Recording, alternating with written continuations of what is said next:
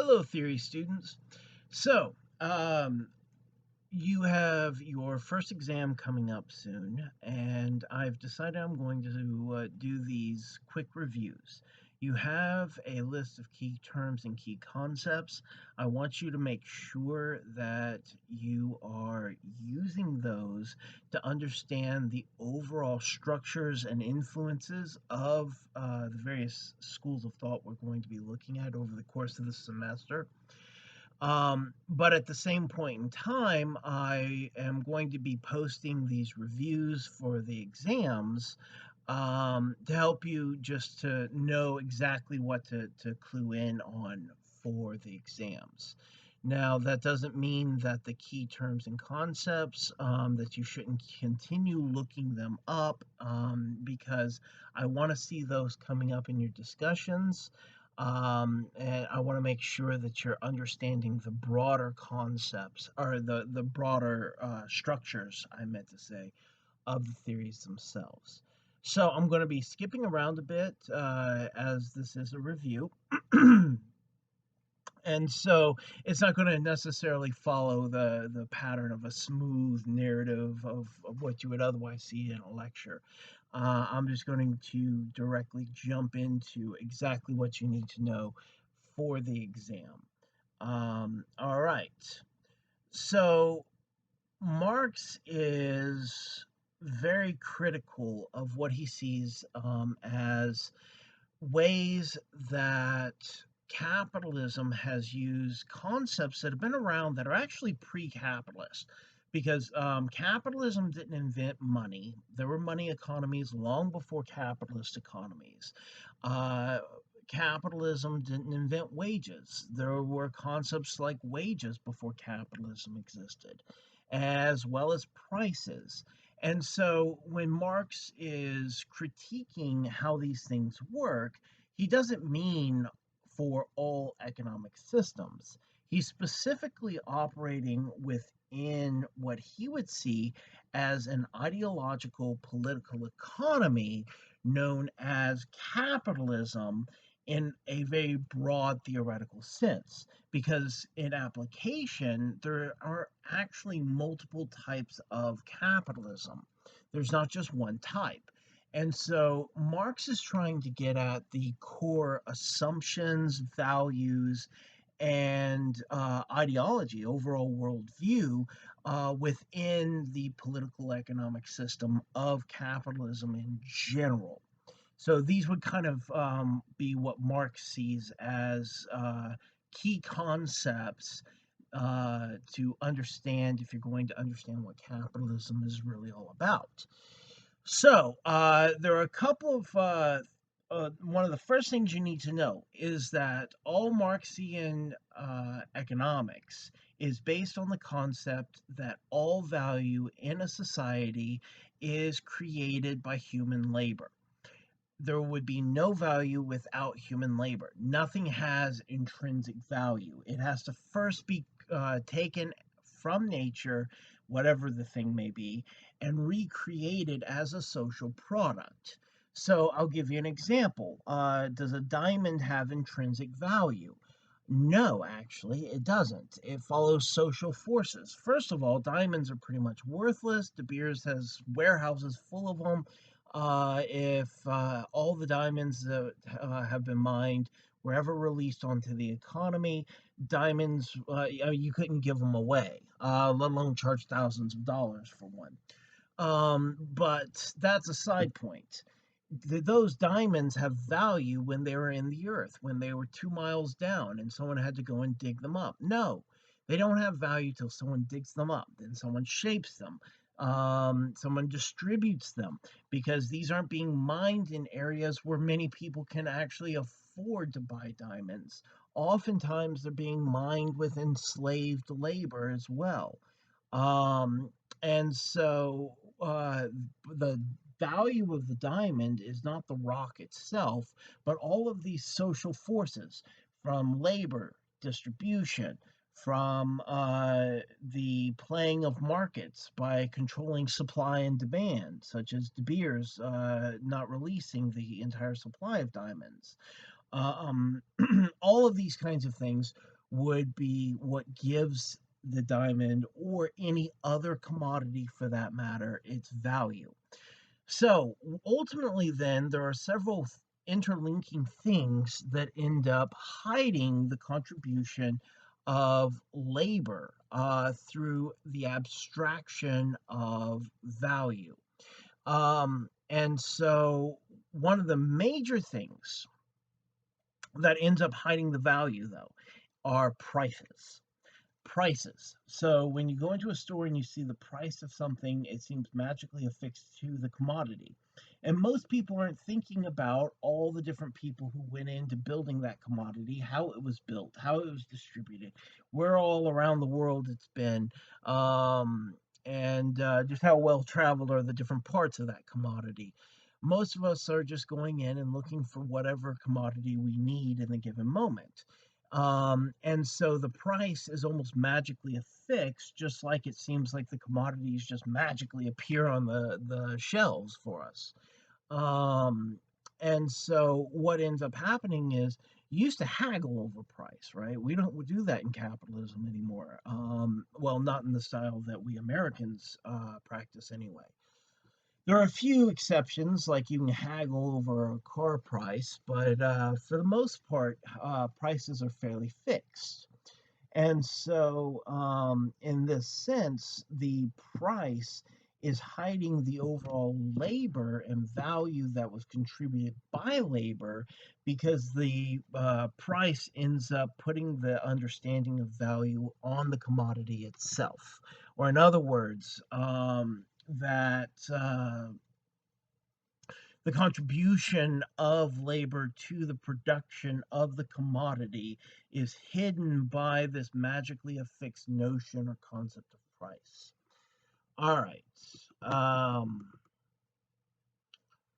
you should all know what the Enlightenment is. Make sure that if you do not know what the Enlightenment was, what that refers to historically, philosophically, look it up.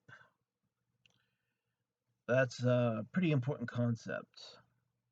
Now, since we were just talking about how prices end up through abstraction hiding the very real and material contribution of labor to producing social value, let's talk real quick about how prices are determined.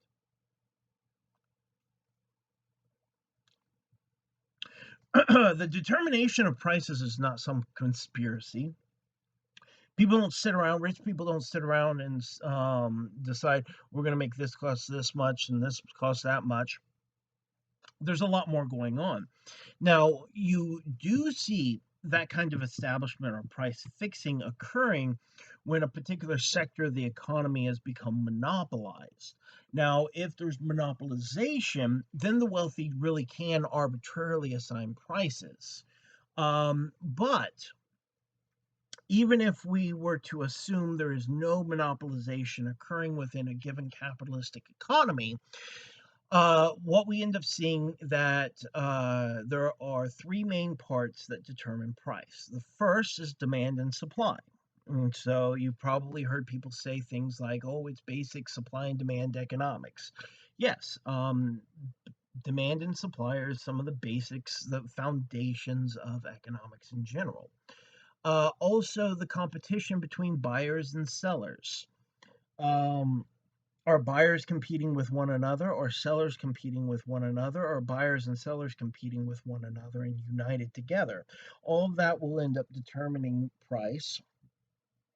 And then the third thing, the distribution requirements, how much it costs to distribute something to a particular geographic region.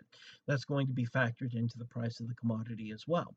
And so all of these things end up determining price and are oftentimes referred to in terms of market forces. All right. Now, the universal commodity for Marx is money. Make sure you know that. The reason is because no matter what you want to exchange in a given market, money can be exchanged. And so, I couldn't go in with a collection of old DVDs and buy my week's groceries. They wouldn't let me pay in old DVDs, right? But they would let me pay in cash. So money is the universal commodity because it can be exchanged for any other commodity. All right. Now I could go and sell those DVDs, get cash, then go buy groceries, but I would have to first liquidate or transfer the value of the DVDs, whatever they may be, into the universal commodity money, which I could then go and spend on produce.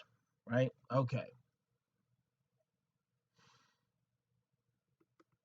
Make sure that you're studying your history, particularly where Marx, Engels, and Weber and Hegel make these offhand references. So, for instance, particularly when you're reading Hegel, medieval Europe wasn't that far away from him, historically speaking, from his birth year at least.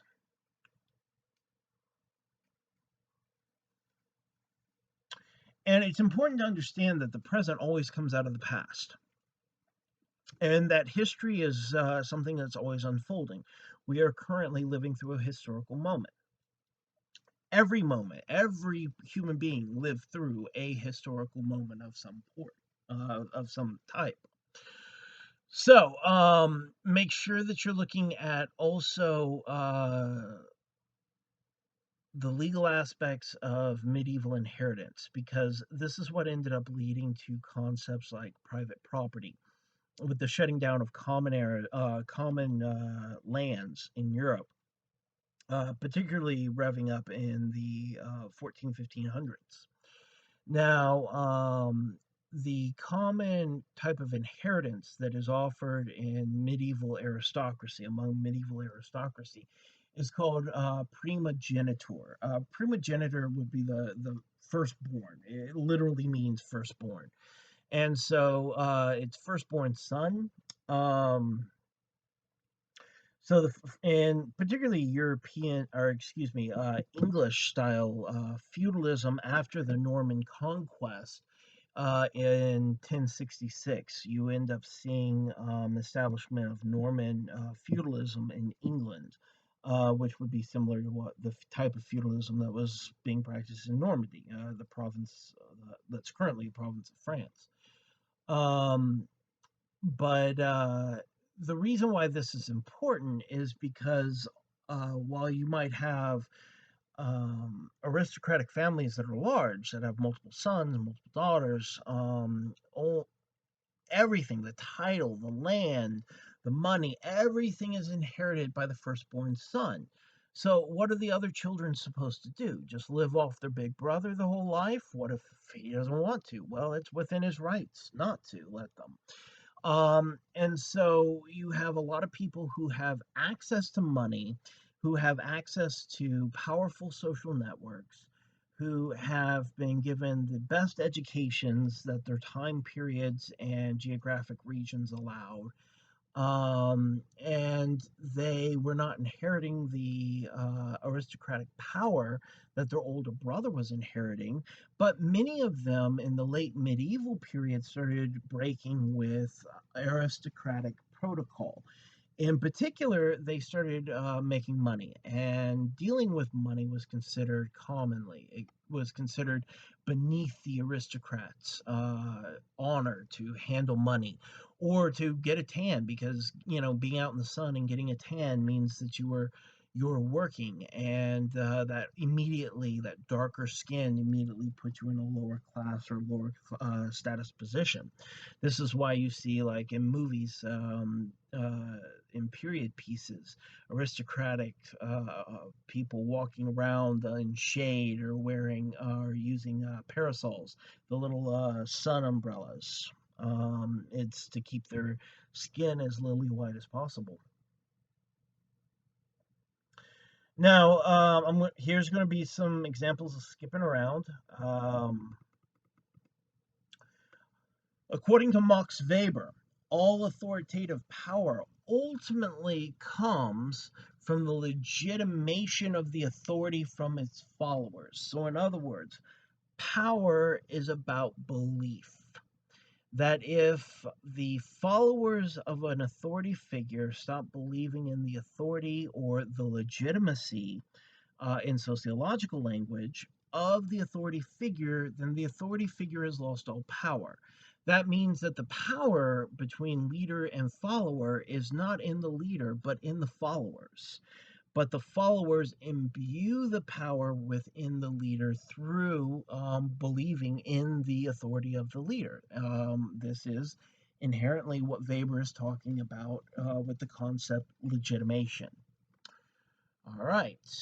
Now, according to Weber, there are many different types of authority, but he identifies in particular three overarching themes that you tend to see throughout history. The first one is legal rational. Legal rational authority is that authority of a bureaucracy. It uses functional rationality, um, uh, a system of rules, stable rules with that follow inherent logic.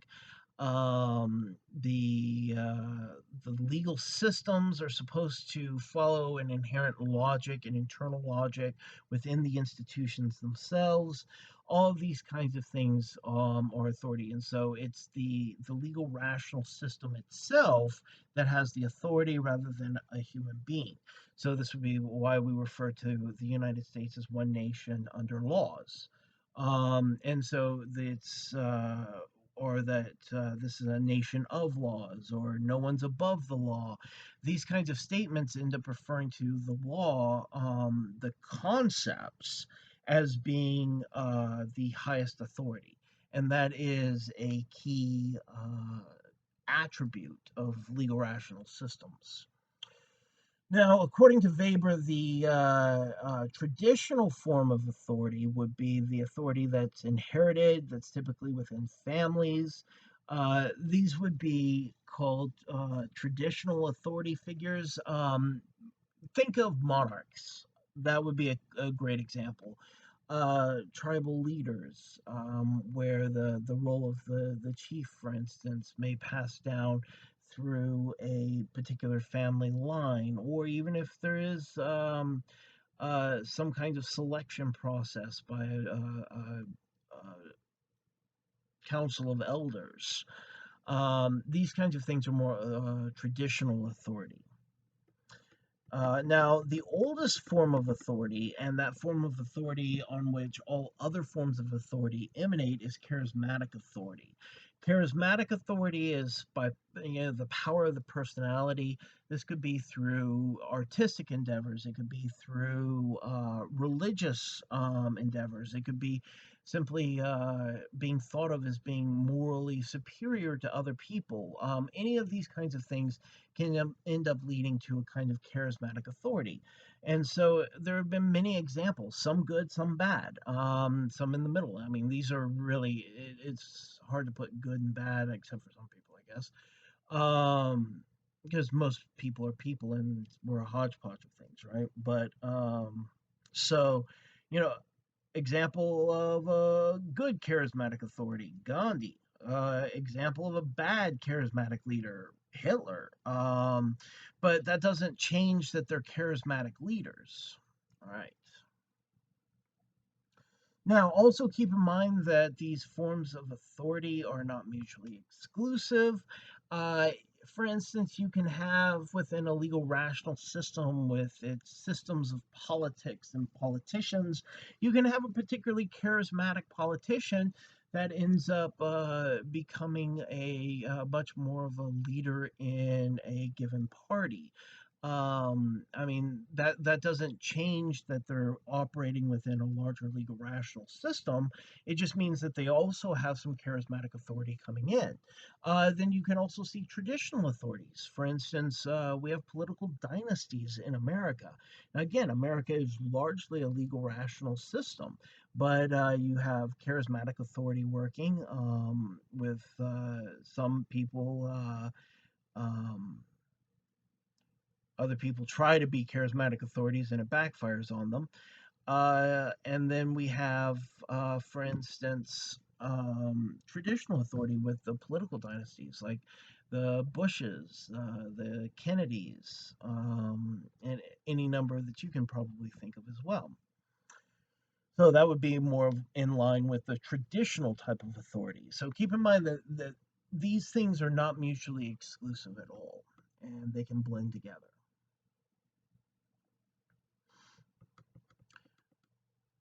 Now, according to Weber, we all hear the word discipline. What does this word discipline actually mean? And you hear, well, it means different things to different people. Well, that doesn't work for science. And for social science, we need words that actually mean something concrete.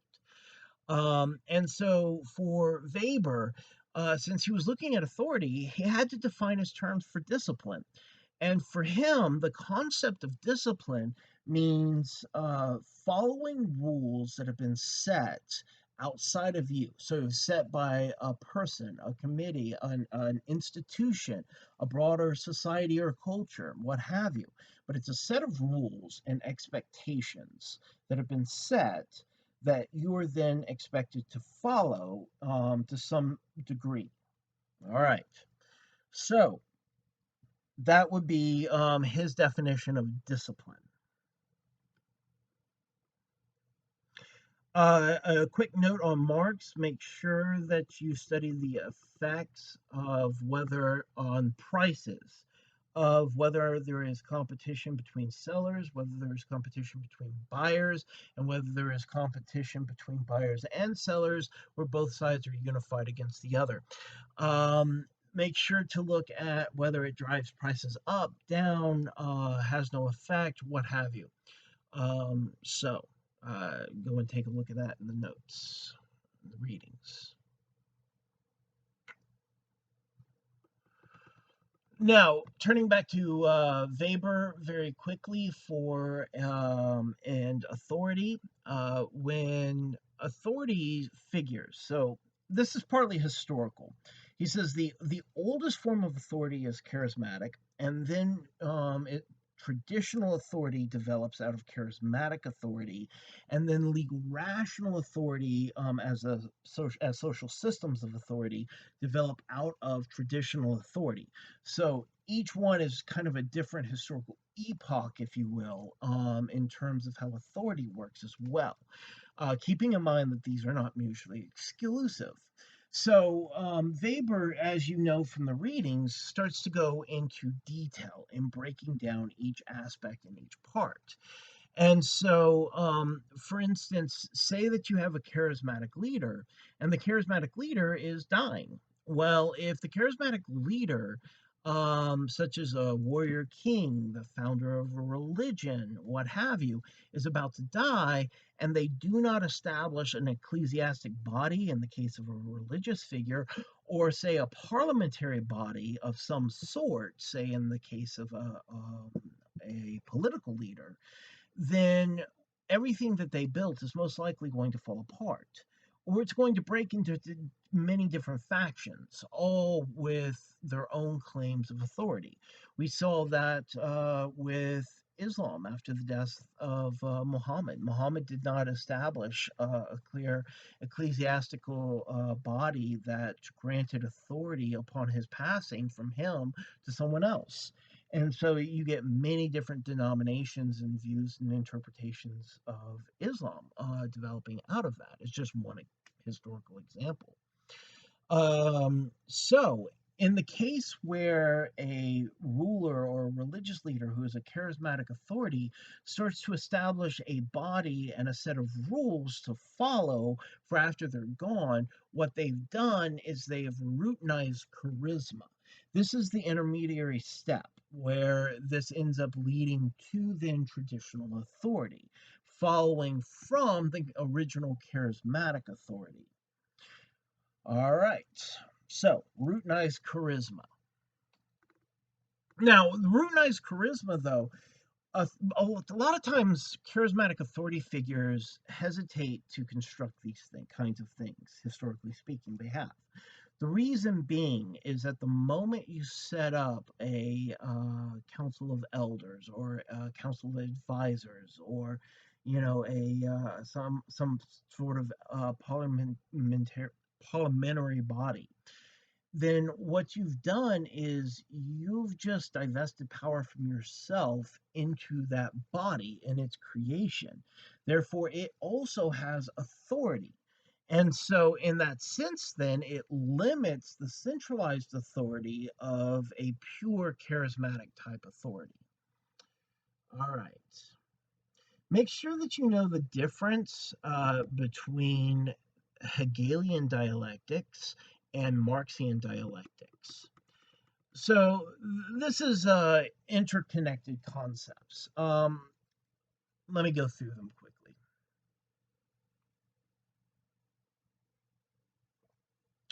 So we start off the semester with you reading Hegel. For Hegel, he is engaging directly into the philosophical school of metaphysics. Now, metaphysics, at this point in philosophical understanding, can be anything that's abstract, really. So, I mean, language and the meaning of language and dissecting the meaning of language is itself a form of metaphysics in the sense that it is disconnected from the material world, that it's happening purely within the mental realm, if you will. When Hegel is writing about metaphysics and writing within metaphysics, he means it in its more original Greek sense of metaphysis. I mean, we don't. This is a dead language. We don't know how it's really pronounced, but it's beyond nature, something that is beyond the world, and so he's imagining it in a theological sense. And so he is thinking about this as there is this other reality that exists. And this is, he's not just coming up with this on his own. Many of you probably picked up on his influence as a German philosopher with Protestant theology, Protestant Christian theology. And so, he would have had Luther and John Calvin and that crowd kicking around in the back of his head at the same point in time. So, and he identified as a Protestant Christian himself. Hegel did. So for him, though, this was not purely coming from a Christian cosmology. This was largely coming from Platonic philosophy. You have to keep in mind in Europe, through most of the medieval period, there was a complete ban, prohibition on reading ancient philosophy and ancient text. It was thought of as being this pagan knowledge, was how it was discussed, and the church kept it banned. However, it was maintained and it was kept and perpetuated largely in the Middle East, what we today call the Middle East. And so in the 1300s, the church lifted its ban on reading these so-called pagan works. And this, more than most other things, ended up leading to what was called the European Renaissance. And it was not so much creating knowledge as it was rediscovering knowledge that had previously been known 1,000 years or so prior. Um, so, in this sense, then, Hegel is coming out of Protestant Christianity, Christian theology. He's also coming out of Platonic philosophy. And he is an Enlightenment thinker. So, for him, everything has to be rational. And God ends up becoming reason with a capital R.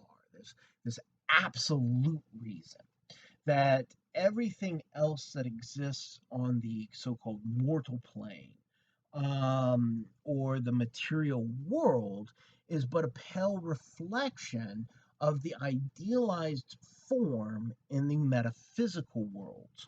All right, so in order to explain the existence of this world, Hegel had to invent an entirely other world. Not the first to do it, though. So, actually, he's coming out of a long tradition of doing it.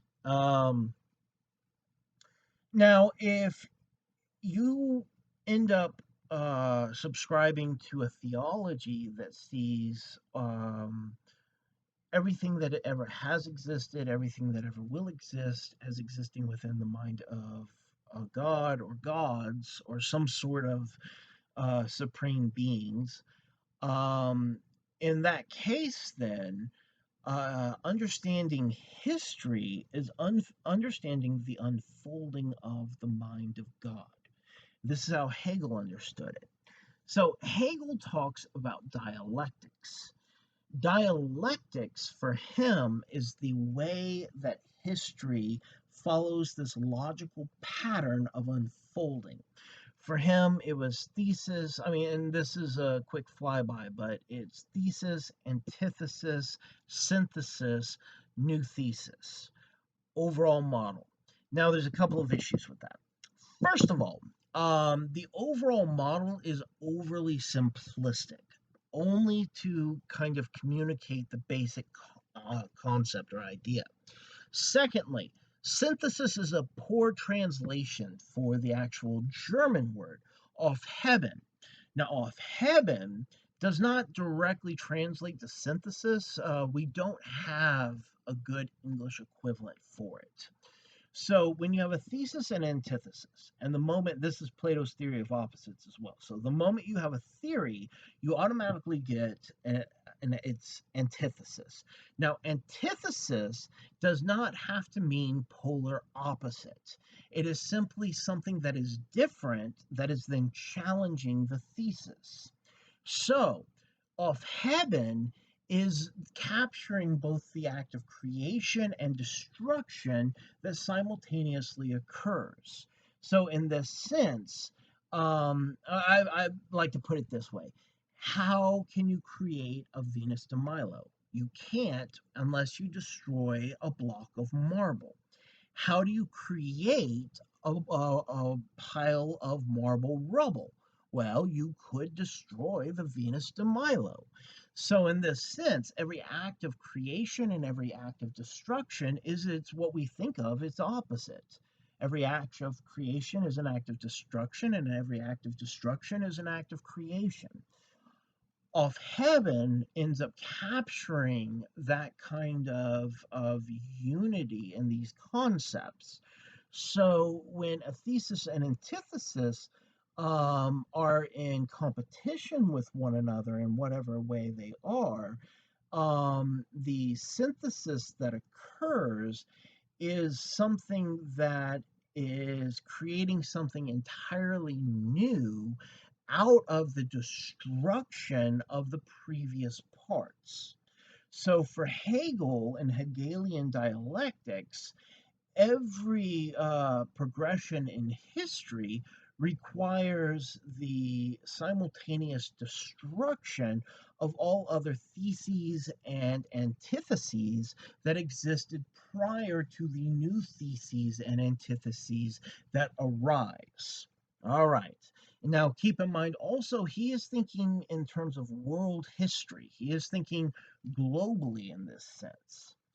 Now, for Marx, and we can get into discussions, and I would love to if any of you are interested in this, in Marxian metaphysics.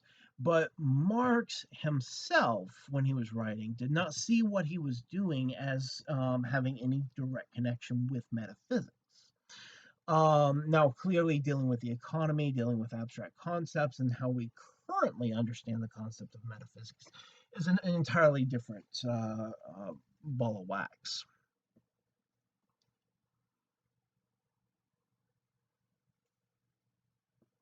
So then,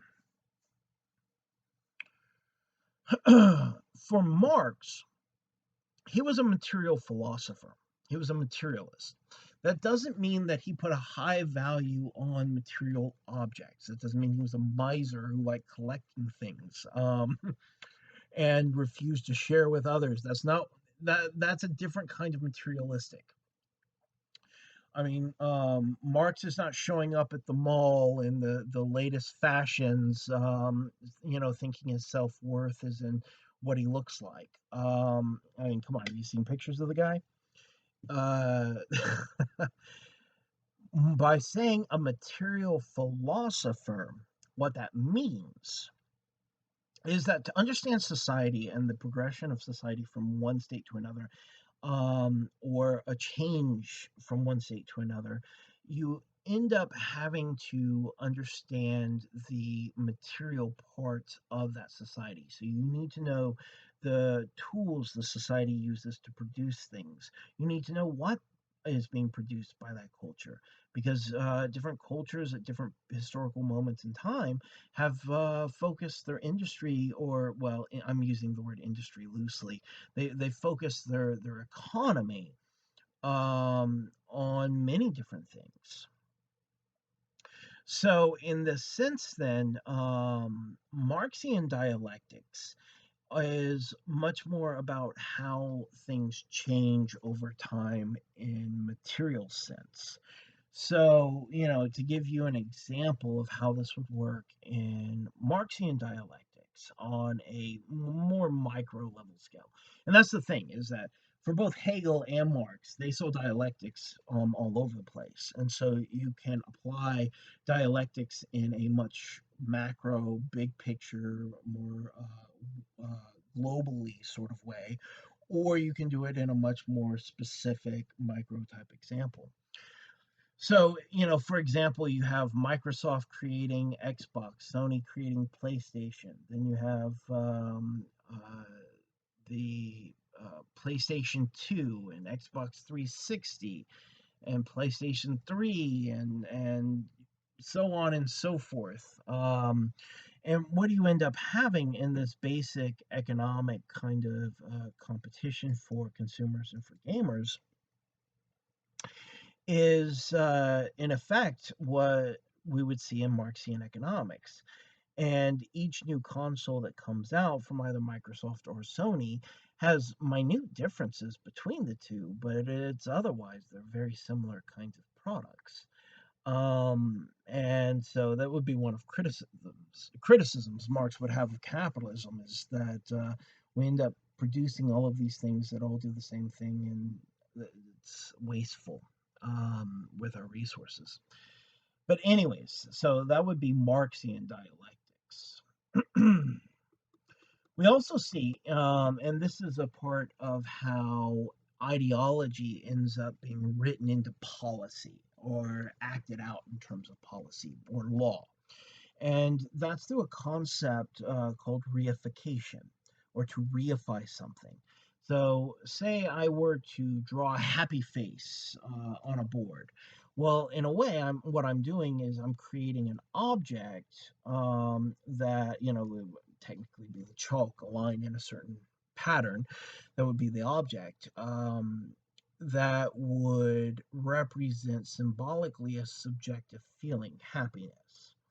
And so making something subjective, like a belief or a value or a worldview, into something objective, like a symbol, like a flag, for instance, would be reification.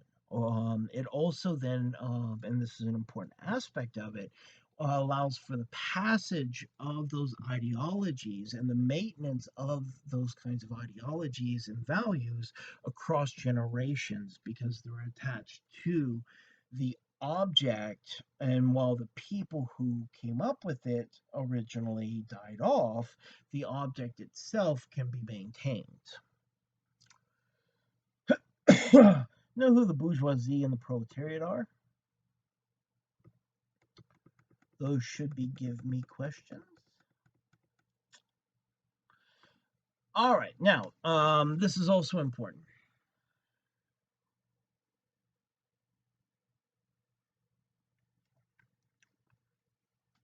Marxian economics.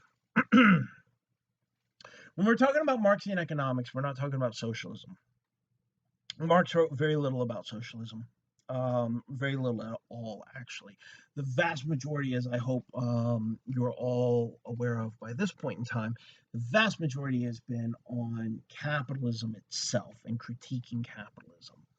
So we end up seeing the basic formula for the accumulation of value at the top by the bourgeoisie, or the wealthiest, or the owning class, as Marx put it, working something like this. So you have on the production side of things, you have constant capital and variable capital. Constant capital you can always predict for. That's your machinery. Those are your tools. And you know that there's going to be some variation, like, a machine might short out a week earlier than this machine did, or what have you. But overall, you can predict with a fairly high degree of certainty how long or how much use you're going to get out of that machine, that tool, what have you. All right. That's constant capital. You can only squeeze so much value out of constant capital because the value has already been written into it in the sense of use value.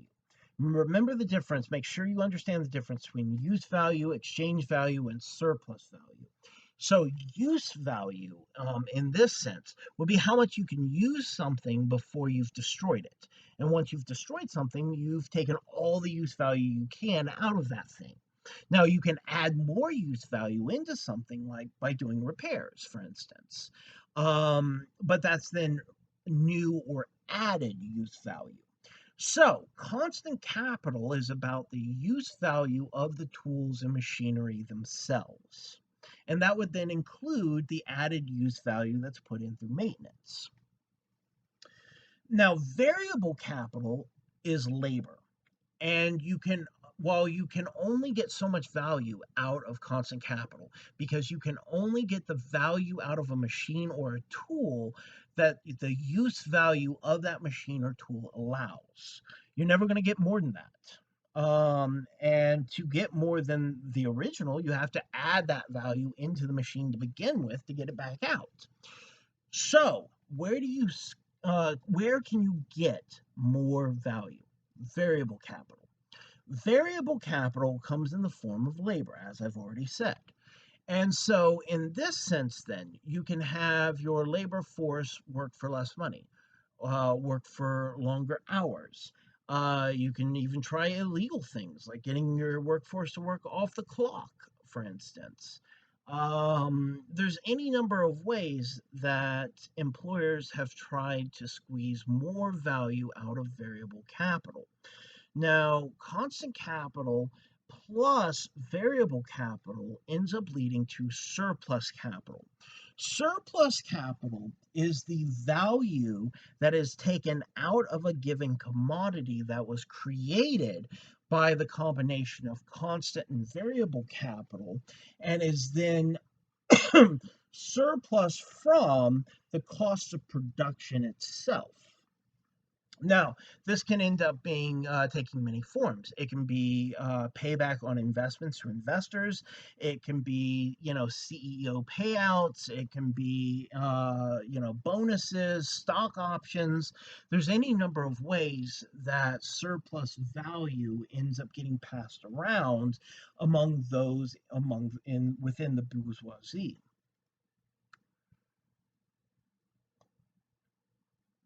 But ultimately, since you know exactly how much value you're going to get out of constant capital, all of surplus value ultimately comes from one place: variable capital, or labor. So, in the past, you were considered incredibly wealthy if you had a couple hundred thousands of dollars, 100 years ago, say. By the 1950s, we start getting millionaires. By the 1970s, we're getting multimillionaires. By the 1990s, we're getting billionaires. Now we have multi-billionaires. It's predicted we're soon going to be seeing the first trillionaires. So, why is it that so much value keeps increasing at the top at exponential rates?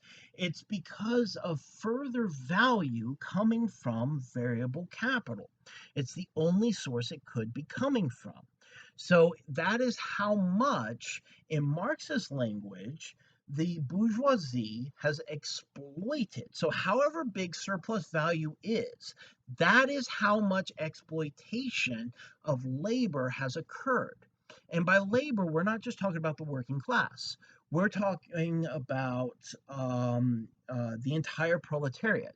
So if you work and you get a paycheck, at this point in time in classical Marxian economics, you would be considered proletarian.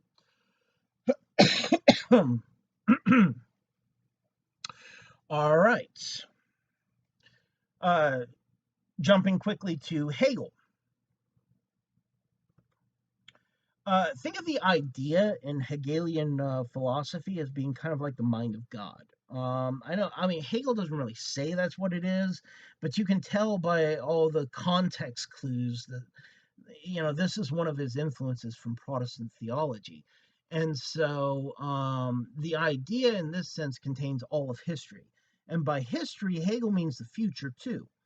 So he sees the idea of spirit and nature. Nature is material, right? And so spirit would be the metaphysical realm. And every revolution, as you will, of the dialectic, on Hegelian dialectics, brings spirit and nature closer together, leading ultimately to the perfection on earth and worldly paradise and we all have rainbows and kittens or something. So the idea is all of history, including the future. All right.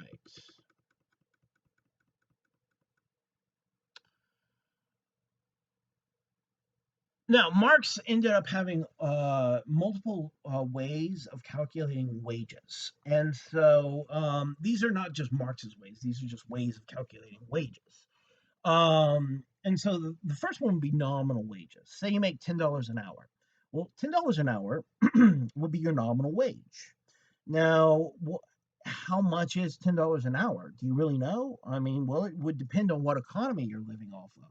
So if you're making $10 an hour in, say, Beaumont, Texas, versus making $10 an hour in, say, New York City, versus making $10 an hour in, say, small town in Mexico, I mean, $10 an hour would mean radically different lifestyles in those different places. So, in this sense, nominal wages don't really tell you much of anything. What you really want to understand are real wages. Real wages is a measure of how much you can buy with your wages. So, for example, nominal wages in America have been steadily increasing since the 1970s. However, due to inflation, and inflation is caused in large part due to the amount of total value on a given market, and that would then include the wealth of the bourgeoisie. So, the greater or the more exponential growth you see in terms of surplus value, the more inflation you're going to see over time. Now, of course, things like the Federal Reserve can manipulate interest rates, but these are ultimate manipulations, and overall, what we see is inflation increases on an economy that's still functioning, a capitalistic economy, that is. So, in this sense, then, we can end up seeing that while nominal wages for Americans have increased since the 1970s, real wages have flatlined. In other words, you can buy less and less. So, in real way, because real wages stopped growing at all from the 1970s level, era, which means that the value of your wages has not risen since the 1970s, which means that overall, because of compared to inflation, the value of your wages have actually declined. All right.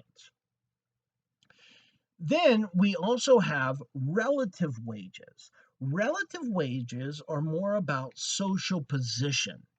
So, relative wages refers to the value of wages in comparison with the value of direct labor itself. So it's a comparison of the value that's being generated through direct labor that's being added to the accumulated labor of surplus value.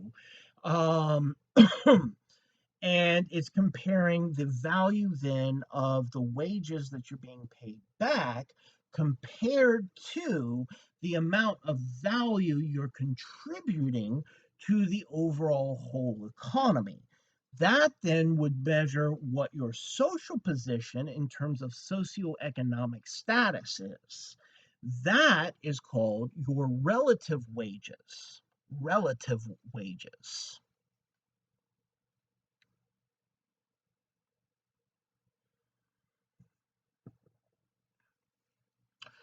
Now, Hegel also developed multiple conceptualizations of alienation.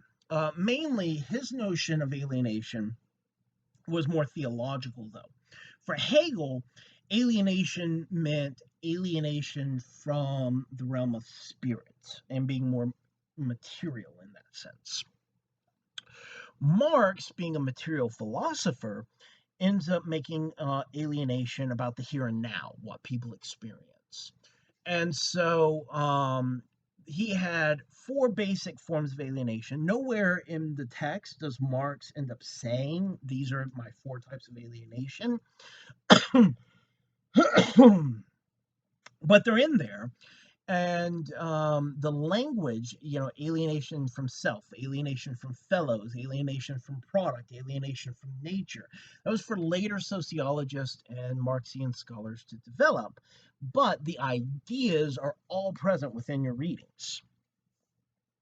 So, to give you some examples, a person who's at work and wants to be anywhere else, who feels pointless as they watch their life tick by one keystroke at a time, is experiencing a high degree of alienation from self. They feel like they don't own their own life.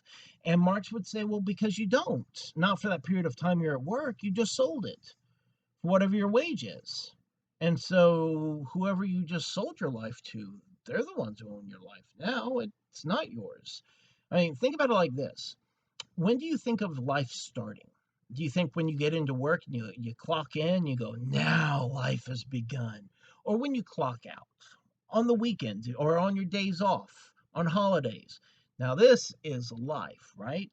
So, in this sense, then, you're experiencing alienation from self. This is exactly what Marx is talking about.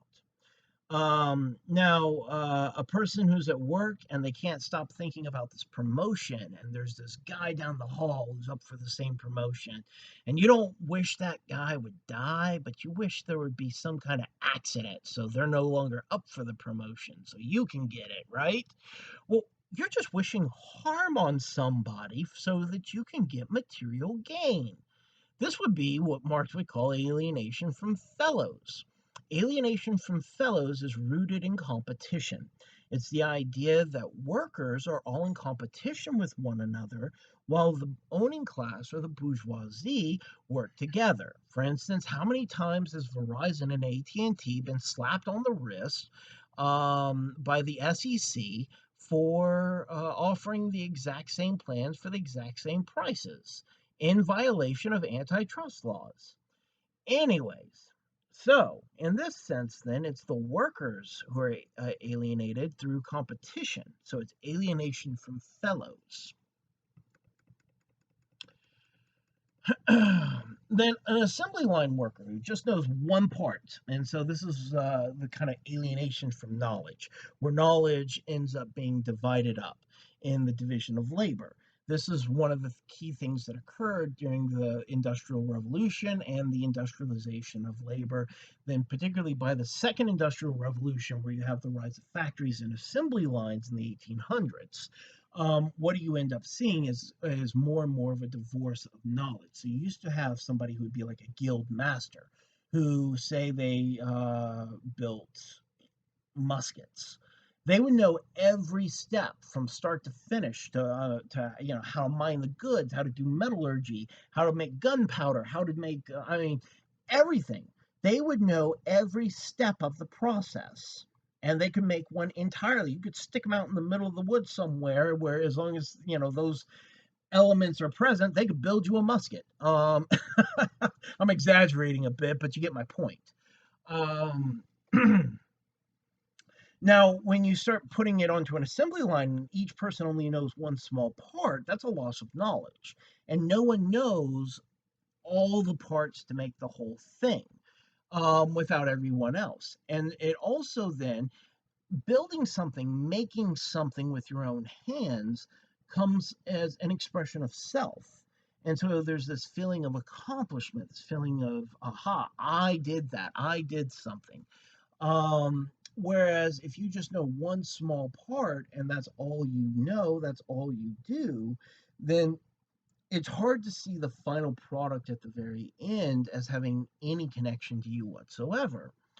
And so all of this ends up describing what is called alienation from product. Now, the last one, alienation from nature. Alienation from nature would be that we've abstracted ourselves socially and economically so much so from nature that we no longer interact directly with nature. Now, this is true in a sociolinguistic way. We end up creating culture and we interact with nature through culture. And so, the words that we call things, like say simply just the word chair, well, the word chair doesn't just describe a blank slate, it comes with a definition. It comes with a set of expectations.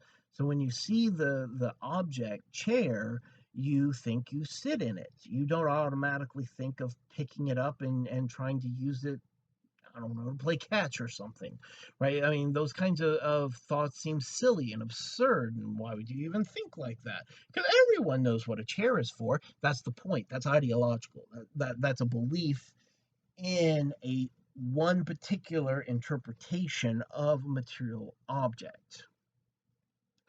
So then, in this sense, what we've done is we've recreated all of nature as a social abstraction. I mean, think about people who say, "Oh, no, no, I go out to the park all the time. I'm in nature all the time." Go out to a park. Do they have porta potties? They have public restrooms. They have showers for people who camp there. Then you're not in nature. Is there a real concern when you sleep at night that you might not wake up because you got eaten by wolves or a bear? Then you're not in nature. So, in this sense, that's part of it. But it's also, we can see it with food. For instance, I was watching, this was several years ago, but I was watching a show, and it was this British chef who was coming over to the United States and dealing with school kids, so young kids. And he was just astounded because they knew what a chicken nugget was, but they didn't know what a chicken was. They knew what ketchup was, but they didn't know what a tomato was.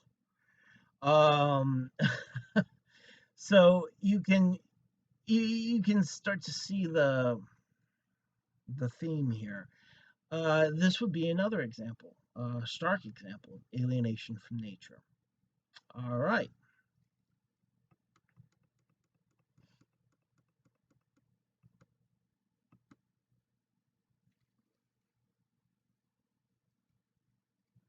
Maybe you could come up with a test for how alienated from nature is somebody. Like, could you convince somebody that an eggplant has to be laid by a chicken plant? Anyway, all right.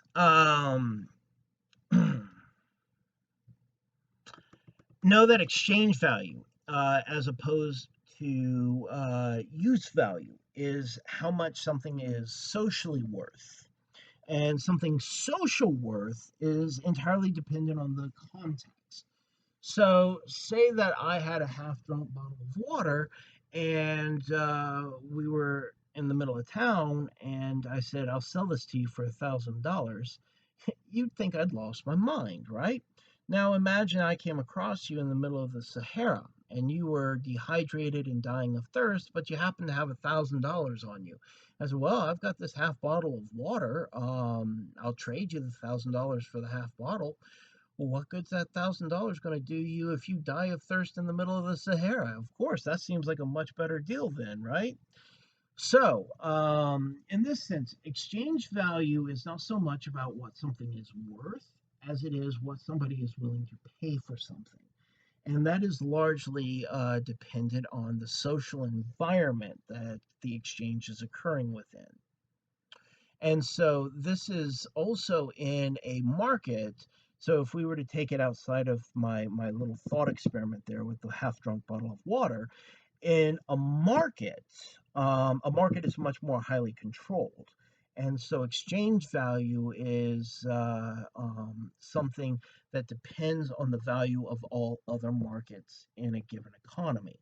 So, say for example, that the value of produce just went up.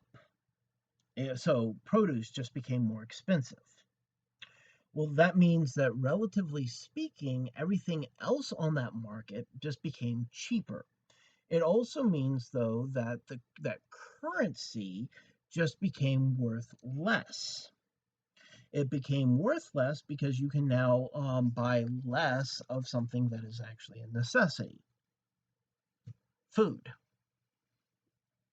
So, in this sense, exchange value is still dependent on the social environment, but it also is dependent on things like, global warming causing grape crops to die out, and eventually we're going to see the price of wine go up as a result.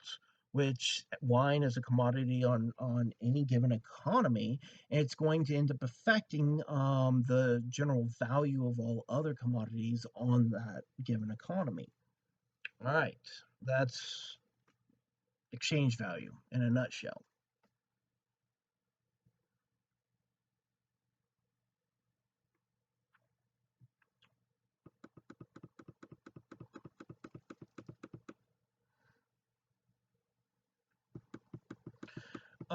According to Marx, there's a group. Yeah, they've been called the Lumpen Proletariat. They've been called the Industrial Reserve Army. And any given economy, they make up about 5% of the population, give or take. And these are people who are low skilled, low education, and have a very hard time finding stable work. They are desperate for work, desperate for jobs, and they're willing to accept almost any conditions and almost any pay just to get to work, just to be earning something. Now, this group, the existence of this group is not an accident, and they end up serving a very vital function in union busting and busting the power of labor, and that is as what union people would call scabs. So, say that the union strikes to try to get better safety conditions or higher wages or better benefits or what have you. And instead of negotiating with the union leaders, the industrial owners just go and start hiring workers at even less of wages than what they were originally paying the factory workers. That ends up ultimately undermining any power of collective bargaining. And so you can understand how union people end up becoming furious at the Industrial Reserve Army and calling them very, insulting things like scabs. But at the same point in time, you have to understand that this is a group of people who are desperate to find any kind of work. They don't have the luxury of having a political cause. I mean, they have to eat. Their needs are much more immediate.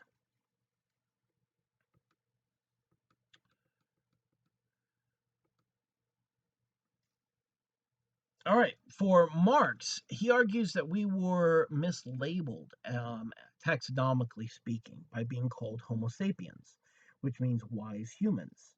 He argues that instead of flattering ourselves by calling ourselves wise, we should focus on our actual collective attributes. And that's we make things, we fabricate things. And so he suggested homo faber, which means human the artisan, human the creator, human the worker. And so this would then resituate as what he would call our species being, or our defining characteristic, as creating value through our labor, and which is what we do. If I can jump to Hegel real quick again, remember for Hegel, reason is the end all be all. That's pretty much across the board with Enlightenment thinkers. You end up finding that, except for counter thinkers, uh, like David Hume, for instance. You certainly see exceptions, but reason's the end all be all for Hegel, and he saw emotions as enslaving humanity and keeping us divided from true reason or rationality. And so, anytime in reading Hegel, you see him using the word freedom, he means freedom from emotion. He wants us all to be like Spock, right? Um, Live long and prosper. No emotions, all logic and reason. All right, back to Marx. Commodity fetishism. Now, a fetish is something that exists in the anthropological literature. It's any kind of sacred object that is imbued with a high level of significance by a given culture. And so, for instance, a fetish in, say, a Christian culture would be a cross or a crucifix. Um, So commodity fetishism is that the commodities in capitalistic economies are placed on the level of sacred objects in those societies' cultures. And not only does that fetishizing of the commodity hide the labor that goes into producing it and that it's just a material object, um, it also contributes to the idea that the price is magically fixed. It's the idea that the commodity will magically give you certain attributes, right? So, you know, losing your hair, we have a commodity for that. Losing sex drive, we have a commodity for that. Eating too much, we have a commodity for that. Not eating enough, we have a commodity for that. So no matter what it is, we have a commodity for that. And so, I mean, think about the cliche, right? The stereotype of the middle-aged man who goes through a middle-age crisis, and he's got some money, so he goes out and he buys himself a sublimated penis in the form of a big red sports car. And he thinks that magically women that are young enough to be his daughter are going to be sexually interested in him. That would be an example of commodity fetishism placed on the car. It's an example of several other things too, but that would be one of its examples. Now,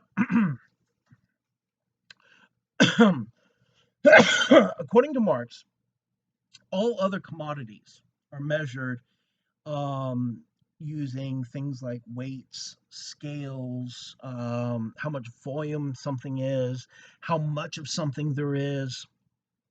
There's only one commodity that is measured by the clock,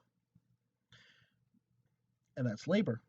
Labor is the only commodity whose value is not measured by what it contributes, but by the clock itself. Here, clearly, he's talking about wage workers. Now, remember when I was talking about constant capital plus variable capital equals surplus capital, right? All right. For Marx, there's a formula for that placed in symbolic logic.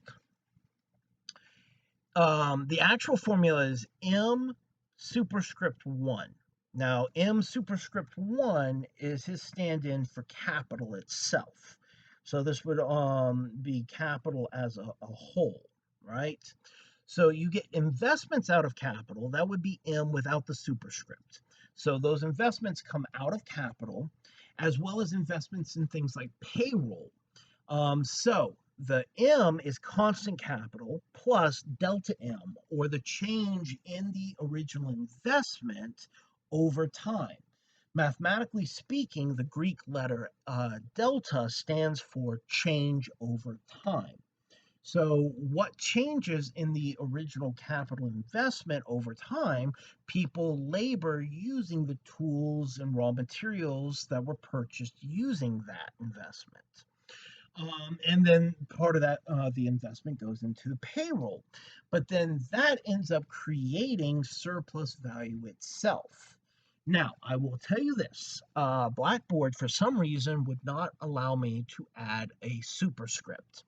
So in the exam, it just reads M equals M plus delta M equals surplus value. But I want you all to know that first M should have a superscript 1 on it. All right. According to Weber,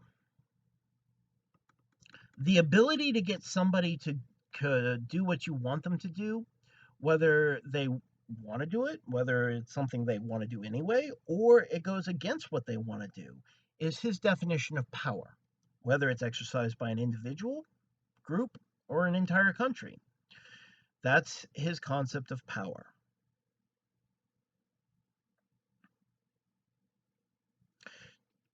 Jumping to Hegel again. In Hegelian dialectics, the antithesis of matter would be, you should all know this, I kind of gave it away earlier, spirit. The allegorical tell, it's an allegory, and it's something that never actually existed in real life. That it's an allegory of the development of human consciousness told by Hegel. It's called the master-slave dialectic. It basically goes like this. Imagine you have two individuals who have never experienced other human beings ever in their entire lives. And they've wandered about the world their entire lives somehow without coming across another human being. Again, this is a thought experiment. This isn't something real. Now, imagine these two people come across each other for the first time. Now, since they have no concept of the other or someone other than themselves who is sentient, they would have no concept of self either.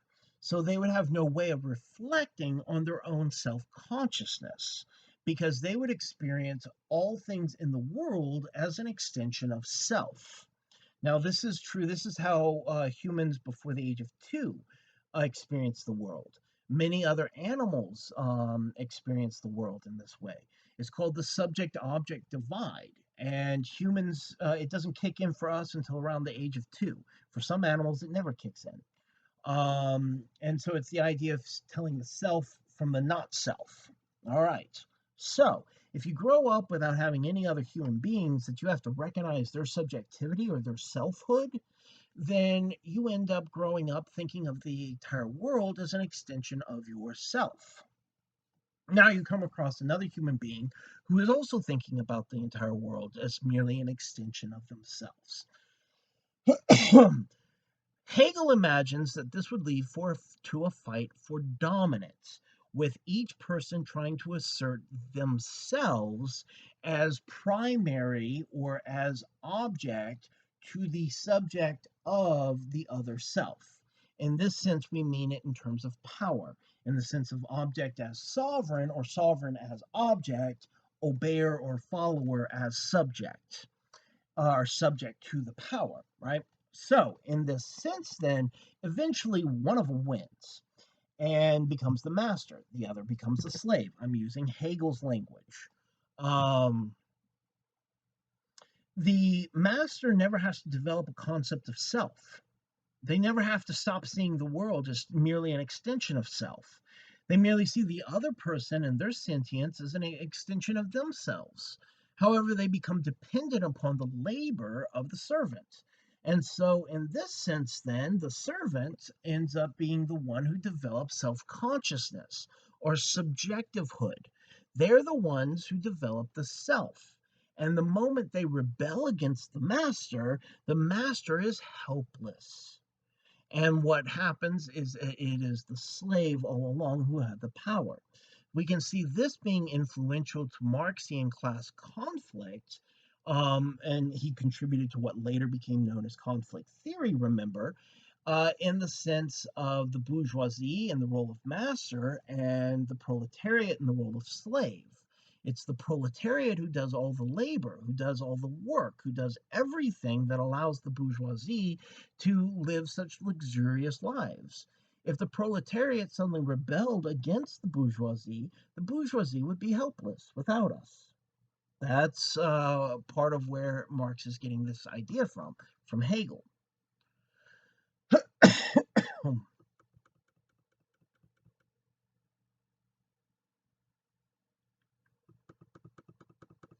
Now, in capitalism in a nutshell, its overall structure is like a pyramid. Um, it's hierarchical. So you have very few at the top and a lot at the bottom. Actually, it was more like this in the 1930s and 40s and 50s, 60s, 70s, and then in the 70s it started going like this. So you have just a tiny little bit and a whole lot at the bottom. Tiny little bit at the top, though. All right. So if we can use a pyramid as a geometric metaphor for the structure of capitalism, uh, socialism would be more of a line. And so while capitalism would have a vertical authority structure, top down, socialism would have more of a horizontal structure. In this sense, then, all surplus value generated by labor is equally spread out to all other people, all the people involved in creating the object. So, in this sense, instead of the surplus value only going to those at the top, the surplus value is, or the investors and the CEOs and what have you, the board of trustees, all the surplus value is divvied up equally across everyone who had a hand and contributed to the labor that produced that value. Now, that, in a nutshell, is the idea behind socialism. But just like there's many different types of capitalism, there's many different types of socialism. Now, keep in mind, I know that this can be hard to wrap your mind around in current day American politics, but socialism is an economic system, not a political system. This is a distinction that was made in the 20th century. It was a distinction Marx himself did not make. Marx used communism to mean what we would today call socialism. Communism has come to be understood as more the political theory. And so you have, for instance, V.I. Lenin's statist philosophies as being the political underpinnings of what you would call political communism. Socialism, though, is an economic system that could be put with any economic system. Yes, it could work with communism. It could work with democracy. It could work with a republic. It can even work with a federalistic democratic republic. All right. So the political system and the economic system are intimately related with one another, but at the same point in time, just like you can have capitalism working in China under the rule of the Communist Party because it's state run capitalism, you can have democratic principles applied to the economy. Where everyone gets a say, one person, one worker, one vote, right? That's how we idealize our political system. Socialism is, in effect, democratizing the economy. All right, that's one way to understand it. All right. As I can't remember where I heard this from, but I remember hearing one person say, I don't understand why Americans who would go to war and die for the concept of democracy would support an authoritarian regime in their workplace. All right.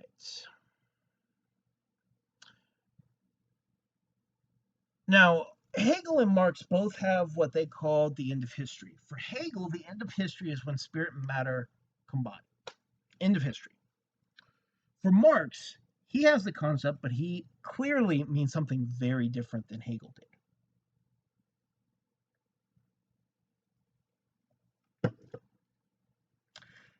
For Marx, the end of history occurs when there is no longer any need for human toil, human work. Here's how he imagines it. He only mentions it in a couple of places. So while it is a part of his theory, it's not a major part of his theory. I teach it largely because later theorists pick up on it and run with it. Marx is getting it from Hegel, but he does not mean it at all the way Hegel does. Here's what Marx thought. Eventually, automation would get to the point where you wouldn't even need people building machines anymore. We would have machines building the machines. We have machines correcting, fixing the machines. Every human need and necessity would be fulfilled by a machine. There would be no need for human labor whatsoever, and therefore there would be no reason to have class distinctions because capitalism ends up making mass production to the point where anyone can have anything. And we no longer have to work for it at all. It's a kind of utopia. Would you like a fictionalized example of Marx's end of history? Star Trek: The Next Generation. If you've never watched it, go watch it. It's almost exactly what Marx thought of. He thought we would turn our attention to philosophy, the arts, things like that. That we would become philosophers and explorers, not industrialists and laborers, and that we would give up on class systems and even money, for instance, that we would no longer need it in the future. Um, I mean, this is idealistic and optimistic, but in many ways, we can see part of it is occurring with the role of machines taking over human labor. That's been the story of industrialization since the beginning of industrialization.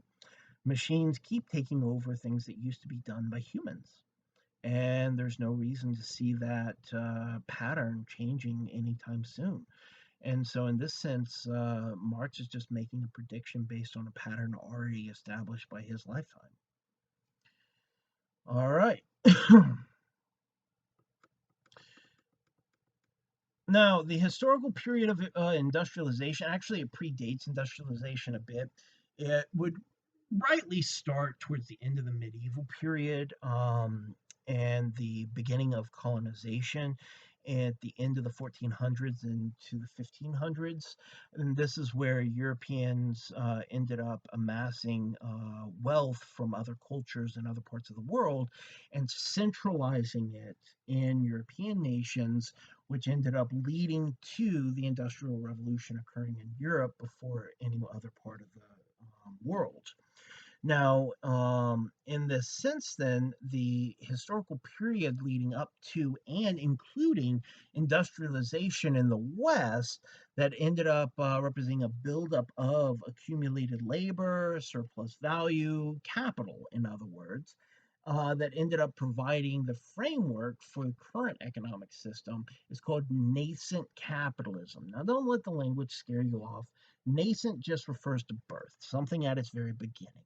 So basically, it's the birth of capitalism is what it means. And so, anytime where you're talking about the buildup of capital prior to and during industrialization, the first industrial revolution, you're talking about nascent capitalism. All right. The economic model that capitalism replaced in Europe was called mercantilism, and mercantilism also served as a kind of ideology, much like capitalism does. And in this sense, mercantilism held that if you're going to increase your holdings in terms of value, you had to take it from someone else. So this ended up being one of the key drivers for European imperialism and colonization, and slavery, the institution of slavery as well. Now, the amount of money, keep in mind that Marx draws a distinction between the minimum wage and the wage minimum. Minimum wage is a political idea. It's how much your country will allow a company to pay you, how little they'll allow you to pay you, and that's as small as they can go, right? The wage minimum is how much it costs to actually survive in an economy, get an education, and reproduce and raise a family. The wage minimum is higher, much higher than the minimum wage. And they are very different measures. All right. Marx makes a big deal about the wage minimum and the minimum wage being different things. Well, he makes a big deal about wage minimum. Minimum wage didn't exist at his point in time. Excuse me.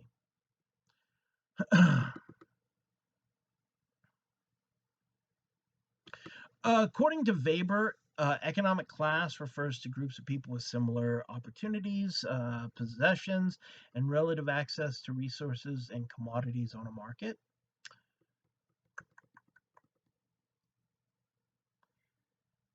Class action, according to Weber, can serve as a basis for collective action and is typically rationalized, it's institutionalized, it's run by some kind of bureaucracy, it's goal oriented. Whereas communal action is much more intimate and emotional, and it's about the social bond you feel with the other people who are a part of the movement, whatever action you're taking.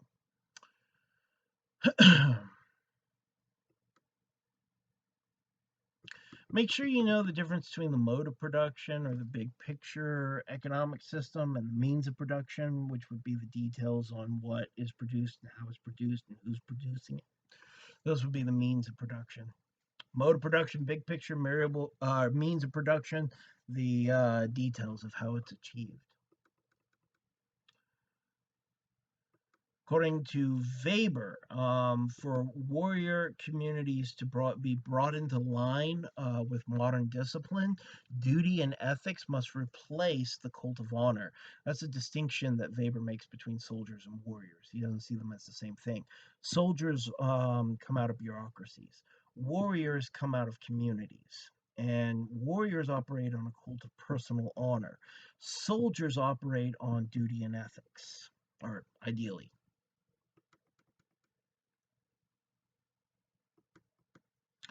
According to Weber, the historical and contemporary racial segregation we see in the US would be an example of the caste system, just like what you would see in India. Weber is one of the first sociologists to make that observation. That's something that's talked about in sociology classes around the world now, is how race operates as a kind of caste system. Um, According to Weber, it's a famous line from Class, Status, and Party. But party lives in the house of power. According to Marx, someone who identifies with the dominant ideologies, who's a part of the proletariat, is showing false consciousness. They're identifying with the owning class. Whereas if they identify with their own class position and they see other people who work for a living as being in the same boat as them and them having similar kinds of goals, as being class consciousness. Now, also, it's important to know this one term, this concept. It's called teleology. Teleology is goal oriented of any sort. It's problematic. It's not something you certainly want to do in building a scientific theory, though Marx does it in his conception of history. Um, Now, for Hegel, it was guaranteed. So teleology is about guarantees, that this something will happen. So Hegelian dialectics is teleological because it guarantees the utopia of the merging of spirit and nature at some point in the future. Marxian dialectics are teleological because he argued that the development of socialistic economies are inevitable and will be brought about by the very conditions within capitalism, or what he called the contradictions of capitalism. And so teleology is the idea of this progression of something that is guaranteed to result in whatever. All right.